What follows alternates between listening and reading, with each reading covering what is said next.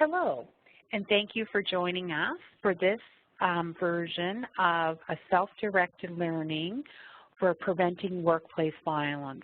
This is part of our Step 5 on general awareness and information. This webinar, or self-directed learning, will be approximately a half hour, and at the end of that, we'll give you instructions on completing the testing requirements for this element.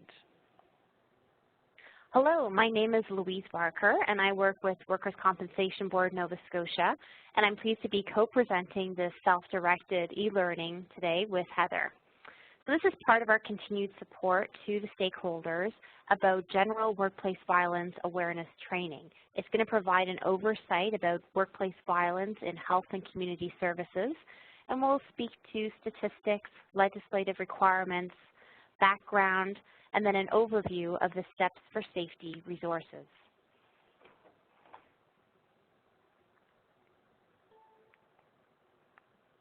Our learning objectives today will be to review why this matters. So what is our concern in the health and community services sector? What are the statistics that we're seeing? What are the facts with respect to workplace violence? Heather then will speak to the personal perspectives on workplace violence and how is it defined in the legislation in Nova Scotia, which is what we would need to aspire to in order to achieve compliance. Then we'll be speaking to some of the best practices with respect to workplace harassment and also domestic violence, and then provide you with some next steps in order to start to implement the steps for safety resources. So what are the facts? Well, what we know is that our workplace violence claims are trending upwards. We know that not only are we seeing an increase in the frequency of workplace violence-related claims in health and community services, we're also seeing that there's an increase in the amount of time loss claims, which speaks to that the incidents that are occurring are more severe and that injured workers are requiring more time off to recover from those injuries. As a result, the claims duration and the claims costs are also increasing. We also know that what we're seeing and hearing about in workplaces is that we're having a higher incident of workplace psychological violence, where there's mistreatment or harassment or workplace bullying that is occurring. We know that as a result of the increase in the stats and the facts that are occurring in the workplaces, that we have a need to make sure that staff are fully aware of workplace violence awareness, what training should be in place, and the policies and prevention and education programs that should be in place at each and every one of our workplaces. Overall, we know that where we do have an incident of workplace violence, that it impacts the quality of our work. It compromises what we're hoping to achieve as an organization and ultimately affects negatively on our ability to provide good quality of care. This is the headline from the article in the CBC in February of 2014. So at that point, the CBC released a news article indicating the 5 most violent places to work in Nova Scotia. Of those 5, they identified the top 5, the worst of the worst, if you will, and number 5 was identified as the Education Administration with some statistics from 2007 to 2014 indicating 51 time loss claims and 379 registered claims. Number 4 was Correctional Services, and since 2007, the 64 time loss claims, 187 registered claims. And unfortunately, what we see is that our top 3 most violent places to work in Nova Scotia are related to the health and community services sector, where hospitals were impacted with 78 lost claims and 511 registered claims. Adult residential homes, 107 time loss, 491 registered. And the top of the list, what could be the workplace with the most violent incidents that have been identified through claims through WCB was long-term care. And since 2007 until 2014, 207 time loss claims were registered and 669 overall claims.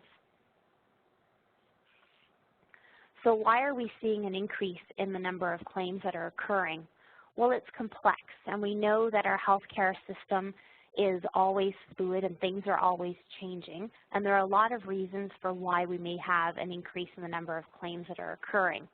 We know that the level of care and support that's necessary in our sector is increasing, that those folks that require support and assistance, their healthcare needs are more acute, and therefore that level of care and need is much more complex and challenging for our frontline workers.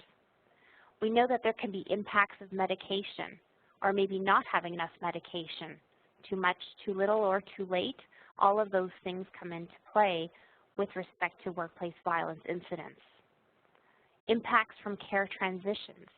Are we moving care from long-term care into home care or from a hospital into another location? All of those have impacts that impact the resident or patient and can lead to incidents of violence. Our staffing resources, shift fatigue, shift work, short-staffed, training of staff. Do we have everybody in place that we should have in place, and how does that impact our workplace? We've heard that this is no longer acceptable as part of the job, that perhaps at one point this used to be considered just something that occurred, and as a healthcare worker you may have been hit or struck by a patient or a resident while doing your work. We know that we're no longer accepting this, and violence is not acceptable as part of anybody's job. They're changing demographics, both of the staff that are providing the care and also of the demographics of those residents and patients that are going into care. Have we identified the needs, or have there been some unrecognized triggers that result in an incident of violence? Changing demographics of the persons needing care in the community, and overall, is there a lack of medical support in the community? And especially we know this is the case in Nova Scotia with respect to mental health concerns, and we see that often within the media and their reports of looking to address and find other supports for the medical needs that we have in Nova Scotia. After you. Hello. Heather joining you now here for a bit, and we're going to move on to perspectives and perceptions. So this little section we're going to talk about now is how do we all see violence in the workplace? And we all have different perspectives and we have different experiences. And when we start thinking about that in respects to workplace violence, we have a few little things here, and we look at perspective. And when I see this, I'm always thinking, you know, this is the typical world we live in. We always kind of want what we don't have. And when we're on the land, all we want to do is get on a boat. And we're on the boat, we just want to get on the land. It's just a cute little way of, it's always from where you're at, we're looking at. And we're not always looking at that perspective from someone else's lens. And that's what we have to do, because when we start to talk about the definition of workplace violence, it really is quite different depending on your history, your experience. We've all come from different places, and we all see things differently. And sometimes we're not open always to seeing it through someone else's lens as well. So that's another thing we have to look at. And this is one, when I first seen this, I'm like, I don't get it. Like, it's 4. Like, I did not see the 3, even though the 3 is clearly there. So I was only looking at the left-hand side. It's 4. It's obvious. I didn't get the whole point of the picture, which I guess really just falls into the whole thing of, it really is, when we see something, that's all we see. Now, once someone pointed out to me, well, if you look at the other end, it looks like 3, then I got it. So we look at this, and even like, you know, when they talk about when there's a crime and there's witnesses, and people witness the same event, they see it differently. And so the perspective and the perceptions always influence everything we see and we look at and how we look at things. And that's very evident when it comes to workplace violence. And when we went around the province and talked to folks over the last year, that just reinforced that theory even more, that people really do see it through different lenses, and we have to be more open to seeing it in different ways. So as I said, we all see it from a different perspective, but the things that we really have to concentrate on is it's important to know what the law says and how the law defines it in Nova Scotia. So understanding that is crucial for every worker in Nova Scotia and every organization. But it's also important to know how your organization and your colleagues define workplace violence, because the law has a very, in some respects, a very narrow view of workplace violence, and a lot of organizations have expanded that. So if you just know the law, that may not be enough. You need to know how your organization defines it or enforces it. And then the other thing is your colleagues. So even though the organization may have a particular definition around workplace violence, the people you work with may see that differently again.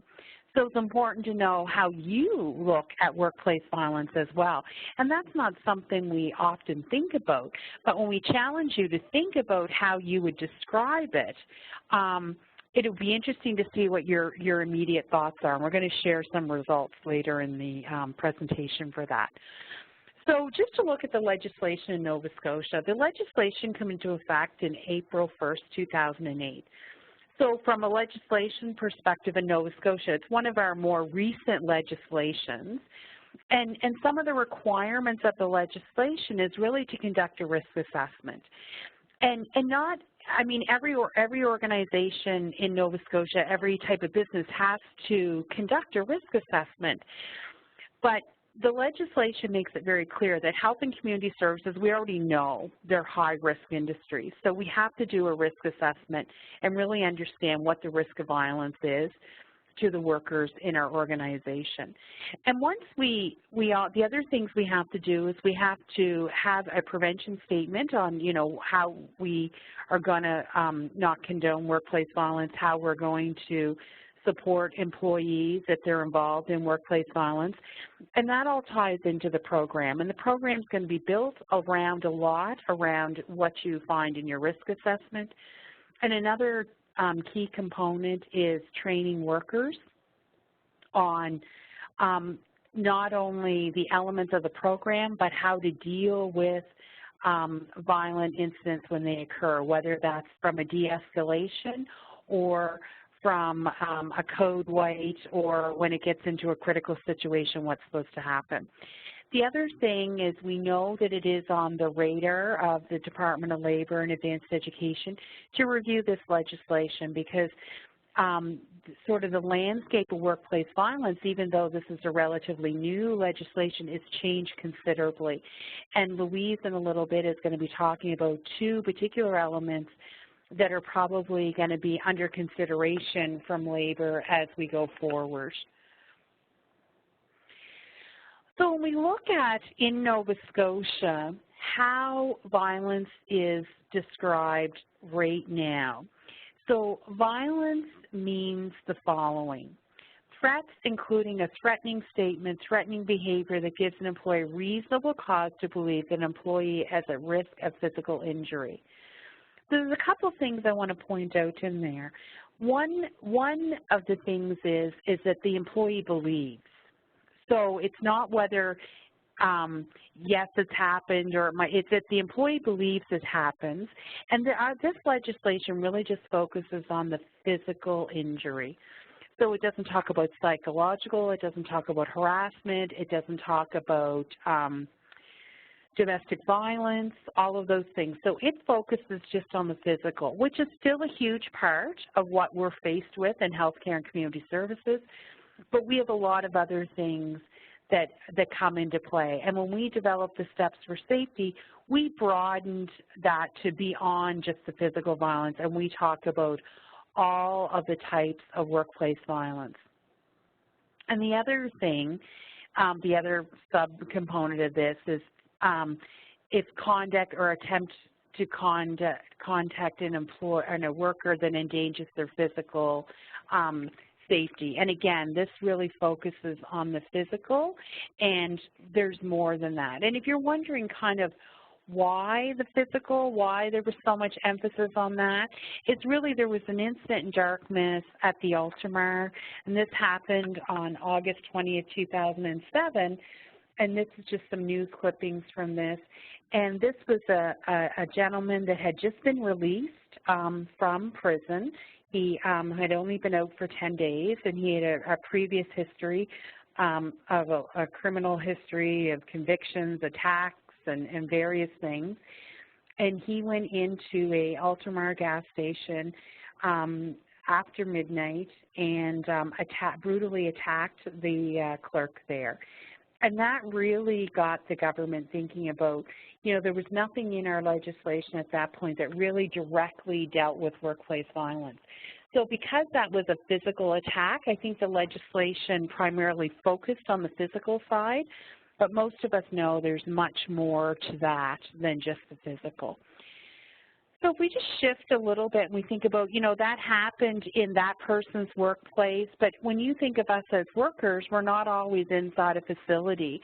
And work, you know, work happens all over the province, and in our sector, a lot of times it is happening in the community. So think about if you're inside a building, it can happen in an office, a hallway, in a residence room, meeting room, lunchroom. But then if you're outside of the workplace as far as a building, but a lot of our jobs have us in places like residence homes or clients' homes, in vehicles, in coffee shops, in conference areas. So think about that. And sometimes we don't always have the same amount of alertness when we're in different areas. And so we always have to be aware that workplace violence can happen anywhere, and it can happen at any time, and it doesn't always have to be in an urban setting. We've seen recent incidents where it can be very much in a rural setting as well. So keep that in mind as you're going through your work day. Where can it happen? So when we talk about violence, there's really 4 types of violence. The first one is external, which that's someone comes into the organization that has really no connection or relationship to anybody in the workplace. So that's very rare. It doesn't happen a whole lot, but usually when it does happen, it's fairly dramatic and not always the best results.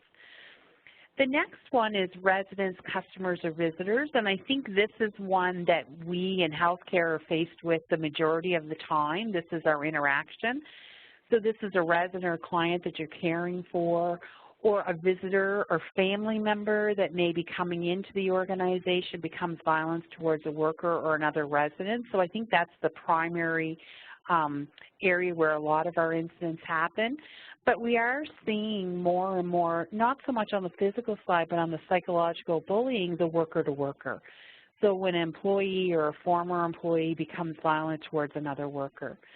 So the current legislation would only talk about worker to worker on the physical violence, which we don't have a lot of that, thankfully, but we have a lot on the psychological and bullying side of the worker to worker, and we feel that that's an area that we organizations need to address.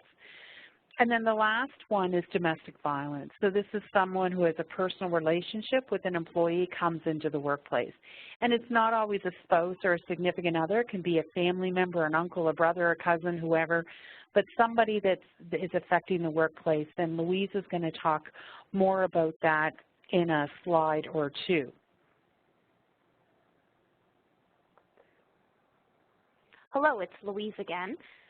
So as Heather mentioned, we're going to talk a little bit about workplace harassment and domestic violence.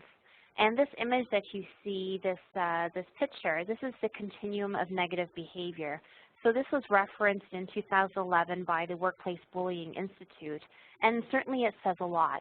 When we think from the beginning, from the left-hand side, where we have the term inappropriateness, and we think about those incidents where perhaps somebody's made a comment or told a joke that perhaps it's discriminatory or certainly crosses that line that it's not appropriate in the setting that it's being told, so a professional workplace setting. By not having one of those hard conversations and discussing about why it's inappropriate and why that comment or joke should not have been made, we're indirectly accepting and saying, you know what, maybe that is okay and that is acceptable. And from there, typically the person who would have made that comment or told that joke receives the okay to then progress in that continuum and may then at that point become more progressive in their comments, which leads to incivility, certainly disrespect, and then we move forward into the bullying and the moderate bullying, and eventually this could lead to battery and homicide. With each element of these negative behaviors continuum, there is an impact on the person who's receiving. So often with negative behavior and workplace harassment, it's not necessarily about the intent of what's being said and why somebody made that joke, potentially just to be funny, but the impact on that person who's on the receiving end could be the feeling of despair, could be the feeling of not being felt welcome, could be the feeling of being ostracized or discriminated against, and all of those things are impacted on the person who is the victim and the person who's the receiving end of that negative behavior. And you can see how when that behavior escalates and we have the mild to moderate severe bullying, the impact on somebody's personal well-being and psychological health is certainly impacting. And at that point, whether or not they are depressed to come back to work or to be at work, and the atmosphere and the morale is certainly negatively impacted. So we see this continuum as really an example and an opportunity that where there is that inappropriateness, where there are those first elements of negative behavior, that we need to, as workers, have those conversations with each other, have some of those difficult conversations, and express our concern as to what the impact on that behavior is to us, and therefore hopefully stop that negative behavior from escalating. So with respect to workplace harassment, certainly this is not required at the moment within our legislation, but certainly we see it and we know that it is happening. So the questions to ask would be, do you have a workplace harassment program? Do you have measures and procedures to report? Do you have a process to investigate complaints? Do you have a process on how to deal with the incidents and the complaints when they are reported? And what we're going to show you is a brief video about what workplace harassment looks like and how we want to move forward to a bully-free workplace.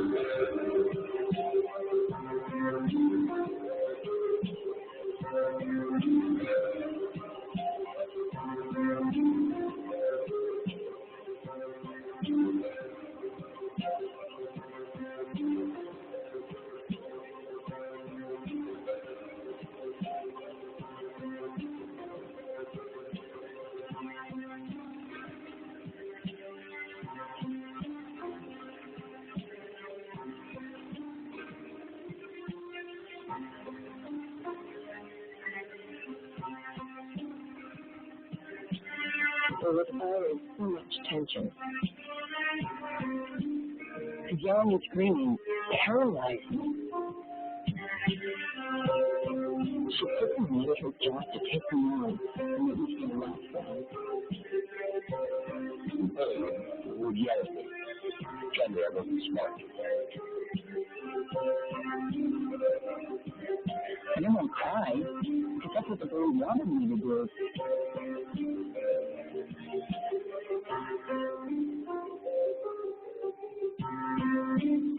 How can those people at work?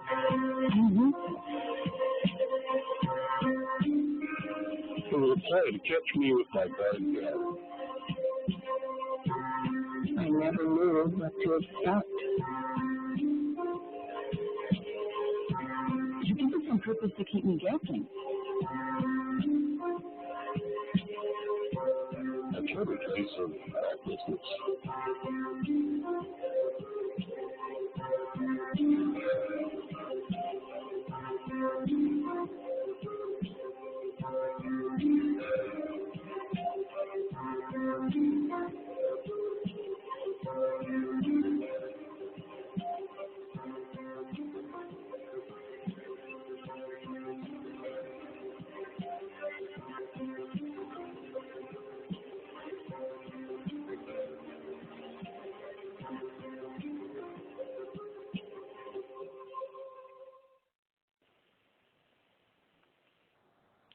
So certainly when we think about workplace harassment and bullying, we often think about it somebody in the workplace and person to person. But certainly with the increase of our use in social media, this is also happening where we have some cyberbullying. So this was a recent article from October 10th, 2014, where an employee from Corner Brook, Newfoundland, at a newspaper print, a mill worker, really unleashed her fury at her managers in a Facebook post. And as a result of this, workers are being cautioned that really this sort of an inappropriate comments on a social media site also constitutes bullying and workplace harassment. So the person in this case, and you can see that it's identified the actual legal case where it went to a Newfoundland arbitrator. The woman was a 13-year veteran of a pulp and paper newsprint mill, and she was fired after posting a Facebook status that attacked specific managers that she worked with. So although the union and her employee group took her dismissal to arbitration, she lost in that decision that came down in October of last year, whereby the arbitrator found that the comments constituted sufficient grounds for dismissal.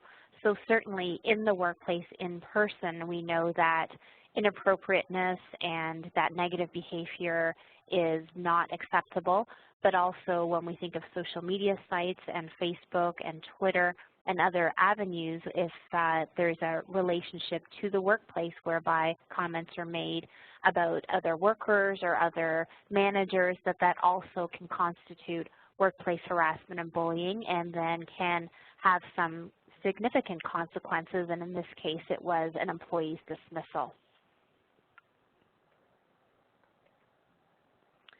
So we also wanted to discuss about domestic violence. So again, domestic violence, similar to workplace harassment, is not an element that's included or mandated within our Nova Scotia legislation to be a component of our workplace violence prevention program, yet we know that it occurs. We know that we have situations whereby somebody's former spouse or other family member, could be an ex-brother-in-law, could be a son or a daughter, has a relationship with somebody at the workplace and can enter and impact the workplace and the safety of those that work there. What you have on your screen is an image of the initial findings of a pan-Canadian survey on domestic violence in the workplace. This was conducted by the University of Western Ontario in partnership with the Canadian Labour Congress, and it was the first ever survey on domestic violence in the workplace. People were surveyed from December 6, 2013 until June of 2014, so it's quite a current statistics and a current survey that was completed. And what they found, as you can see, that not only are there instances of domestic violence that impact the person who's being targeted or the victim, if you will, certainly we see that other staff can be impacted by these perpetrators and where there's abusive acts.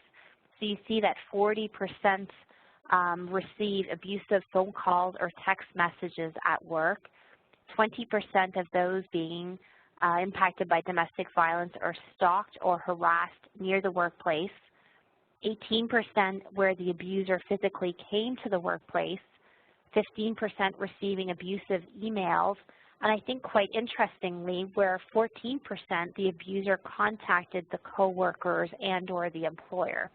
So we know that domestic violence does not just impact the person, the victim, and the abuser. It can also enter the workplace whereby employees can be contacted, and if somebody has an intention to do harm and is armed or comes with a firearm, certainly that can impact a number of different people at the workplace, whereby really all workplaces should have an element of domestic violence within their program itself and means to implement a safety plan for employees that are potentially at risk, and thereby protecting the greater number of employees at the workplace as well. So just as we wrap up, we just want to share a few things with you, sort of what we've learned as we've gone around the province. So we've done we've done two sets of workshops. We've done one that is for steps 1, 2, and 3, which are really the elements that have you compliant with the legislation. And then we just most recently did a second workshop that was really on investigating workplace violence incidents. So we've offered workshop 1, which covers steps 1, 2, and 3, 13 times in 9 different areas. We've had over 420 participants with 167 organizations that have participated. So we've had great participation in these workshops. And one of the activities we did is we asked people when we did those workshops, remember in the very beginning when we talked about how you define workplace violence? And so we asked everybody, and we collected up all the hundreds and hundreds of sticky notes across the province and this is called a wordle. And sort of the bigger the wordle, the more often that word has come up. So you can see some of the things, the pushing and hitting, which we would expect to see in our sector with the clientele that we're dealing with and the chronic illnesses and mental illness we're dealing with. But some of the other things around bullying, domestic, some of those other words that have come up that may not have been top of mind, the cyberbullying, and we heard a lot about, when we went out to do this workshop, we were really focused on worker to client, and we got a lot of feedback from people about the importance of the worker, that the bullying and the sabotage and that destructive behavior between worker to worker is a problem in our sector, and we need to find ways to address that. So what we're going to do now is we're just going to share a video with you. It's called The Power of Words, and then we'll have a brief discussion after we show the video.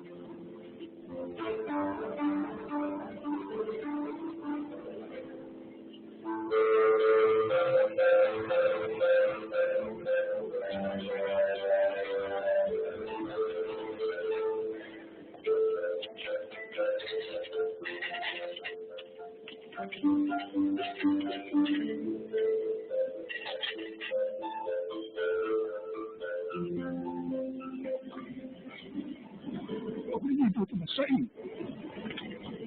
I wrote the phone, but in different words.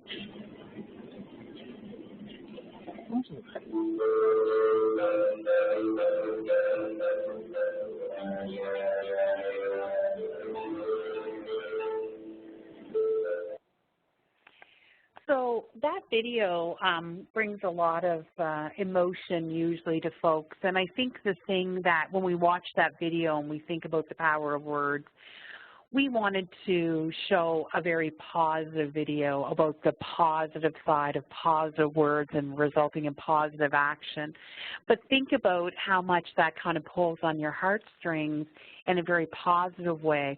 We also need to think about when negative language and negative words and negative things are happening, that has the equal and almost more powerful effect on us as individuals. So just be mindful of that and think about words do have a lot of effect, and even though our legislation really focuses on the physical, most of us are dealing with more the psychological and the words that are said that are hurtful and demeaning. So just think about that as we move forward and we move on to sort of what's next. So we've been able to in your organization, look at where you're at in your program, you know, who's responsible for the program, what needs to be done, and really you have the opportunity to go to our website and start looking at, and it's a step-by-step process, hence called Steps for Safety, and that you can do step 1, step 2, step 3, and go through the process and make sure that you're getting compliant, that your staff and everybody understands how you describe workplace violence, and that you have everything you need to promote a positive environment and an environment where there's a low risk of workplace violence. So on behalf of Louise Barker from WCB, I want to thank you for taking this little bit of time and joining us. Once you complete the video, just below you'll see a link for the post-assessment. Click on that, fill out the information with your name and your organization. Answer there's probably 3 questions there. Answer those and then submit. And if you get 100%, it'll say thank you, and then we will be sending you out a certificate, one for you and one for the organization. If you don't get all of the questions right, it'll send you back in until you get them all right. So thanks again for joining us, and feel free to do any of the other e-learning topics that are available on our website. Thank you.